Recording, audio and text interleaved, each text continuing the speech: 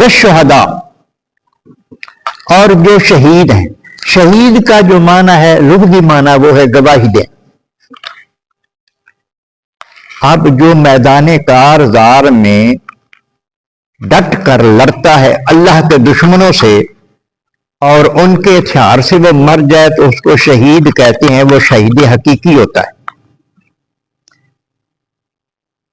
اس نے بھی اللہ تبارک و تعالیٰ کے حق ہونے کے، نبی کے حق ہونے، دین کے حق ہونے پر، اسلام کے حق ہونے کی اس نے جان دے کر گواہی دے دی کہ میں حق کے ساتھ کھڑا ہوں، تم حق کے دشمن ہو، میں حق کے ساتھ کھڑا ہوں، اور میں اپنی جان دے کر بھی اس چیز کی گواہی دوں گا کہ اسلام برحق ہے، یہ برحق دین ہے. تو وہ اپنی جان کا نذرانہ پیش کر دیتا ہے تو اس کو شہید کہا جاتا ہے. اور شہید کا جو درجہ ہے وہ صدیق کا اس سے بڑا درجہ ہے. ویسے تو شہید جو نعمت اس کو ملتی ہے نا، جو نعمت شہید کو ملتی ہے، اس حقیقی شہید کو، وہ نعمت بہت بڑی ہے. جو ہی اس کی روح پرواز کرتی ہے تو اس کو اللہ کا دیدار ہو جاتا ہے. حدیث پاک میں آتا ہے کہ جنت میں وہ یہاں سے رخصت ہوتا ہی جنت میں پہنچتا ہے.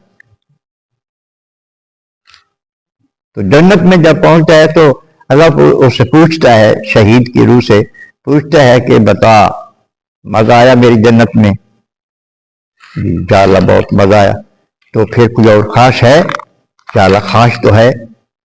کیا خواہش ہے؟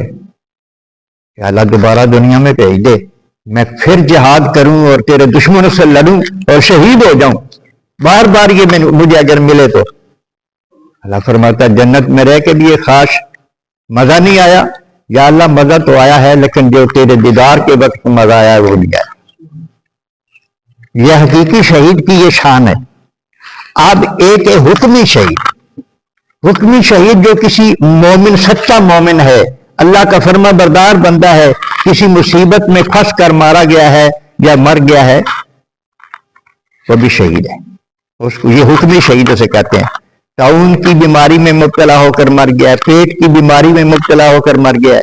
یہاں تک حدیث پاک میں آیا ہے، ابھی میں نے تفسیر بیان میں یہ پڑھا ہے کہ نبی کریم علیہ الصلوۃ والسلام کا ارشاد کہ جو بندہ جمعرات کو مومن ہو، سچا عامل ہو، کوئی کافر اگر مرے تو اس کے لیے نہیں، کوئی فاسق مرے تو اس کے لیے نہیں، جو سچا مومن اللہ کا فرما بردار ہے جمعرات کو مر جائے تو وہ بھی شہید ہے، اس کو بھی شہادت کا مقام عطا کیا جائے گا.